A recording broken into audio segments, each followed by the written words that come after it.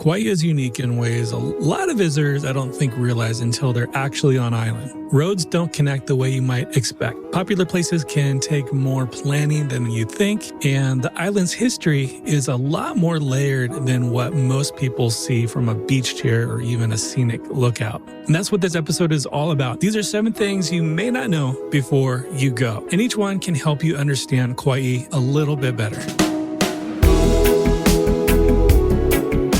Aloha and welcome to Hawaii's Best. I'm Brian Murphy, Hawaii destination expert and your personal guide to planning an unforgettable trip to Hawaii.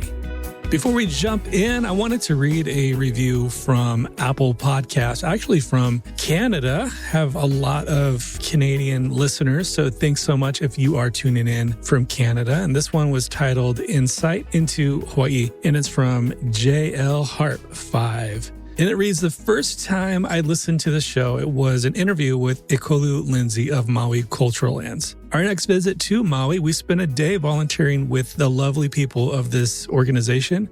The show has given me great insight into how to better visit Hawaii. Thank you, and please continue doing what you're doing.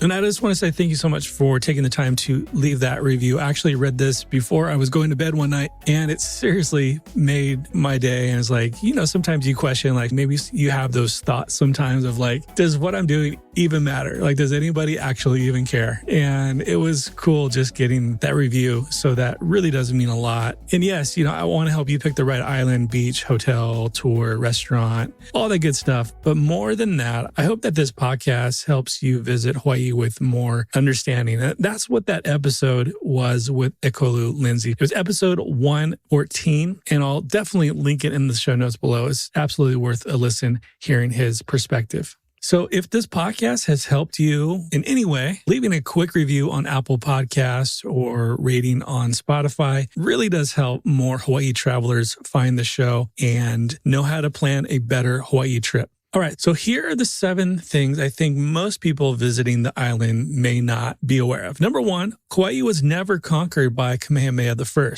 Kamehameha I united most of the Hawaiian islands through battle, strategy, and diplomacy. But Kauai is a different story in that Kauai was not conquered in battle. After failed attempts to invade, Kauai eventually came under Kamehameha's rule through an agreement with King Kamuali'i in 1810. And that matters because Kauai has always had a slightly different pace in Hawaii's story. It was the last major island to join Kamehameha's kingdom, and it happened through negotiation, not defeat on the battlefield. So when you visit Kauai, you're visiting an island with its own distinct history, leadership, and identity.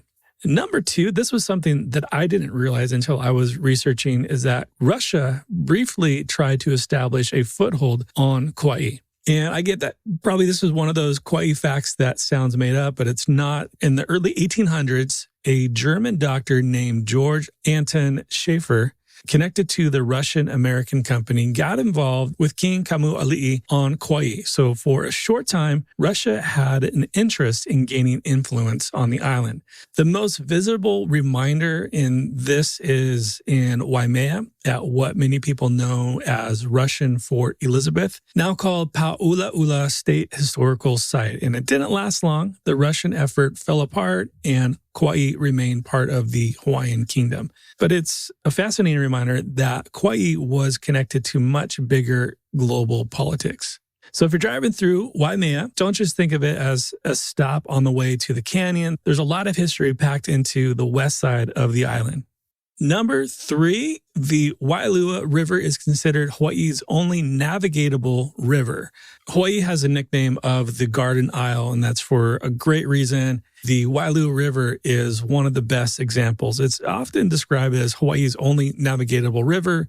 You can experience Wailua River by kayak, boat tour, or by visiting places like Fern Grotto. But this area is not just pretty scenery. Wailua was an important place in ancient Kauai with sacred sites and deep cultural significance. So when you're out on the river or even just passing through the area, it's worth remembering that you're not just looking at an incredible landscape. You're in one of Kauai's most important cultural landscapes. Number 4, you can't drive all the way around Kauai. This fact surprises probably the majority of first-time visitors.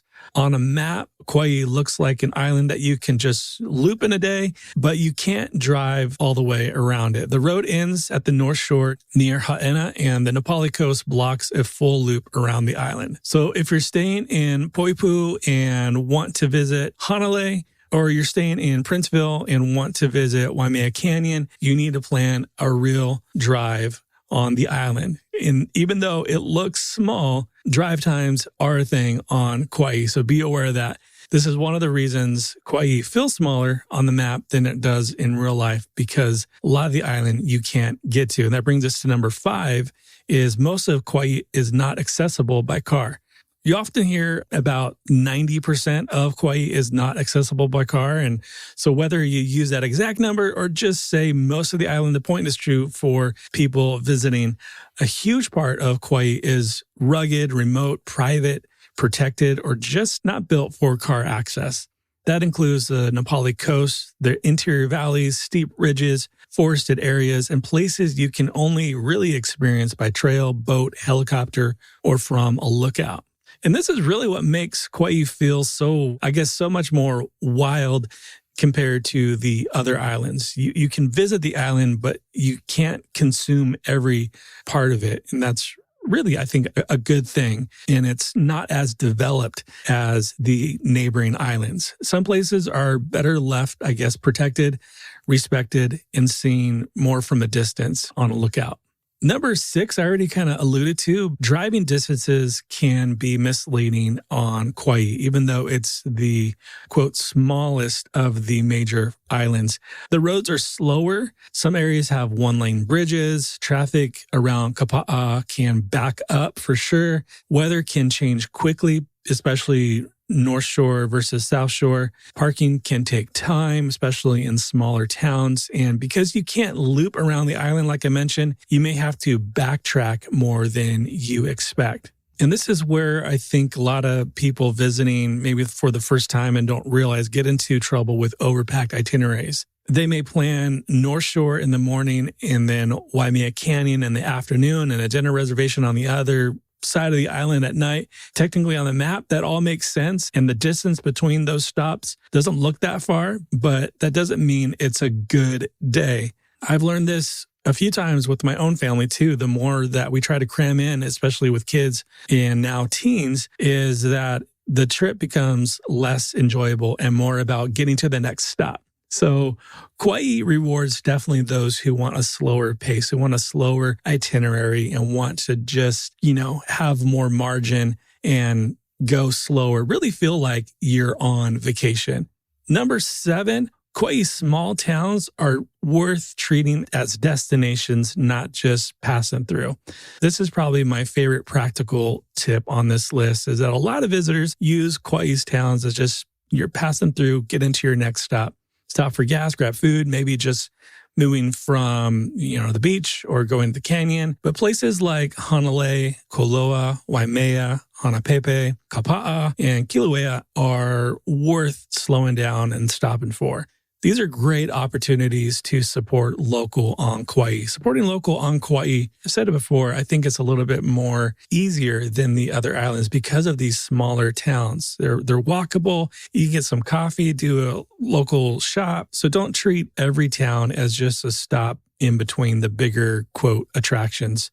Some of my favorite memories in Hawaii and Kauai especially have been from those in-between moments, stopping off at a local market or whatever. So the food stop, the slow walk after dinner, the beach, the drive where everyone decided to put their phones down for a minute. Kauai is especially good at delivering that. So those are the 7 things I think many visitors to Kauai aren't aware of. And I hope that some of these are just interesting to know, like the Russia thing. I didn't realize that one. And some of these are helpful, I think, in your planning. So if you are planning a Kauai trip, I put together a free Kauai travel guide and also a podcast episode that goes with that. Both will be linked below. If this episode has helped you in your planning, I'd be grateful if you let me know with a quick review on Apple or rating on Spotify. And until next time, as always, live with aloha.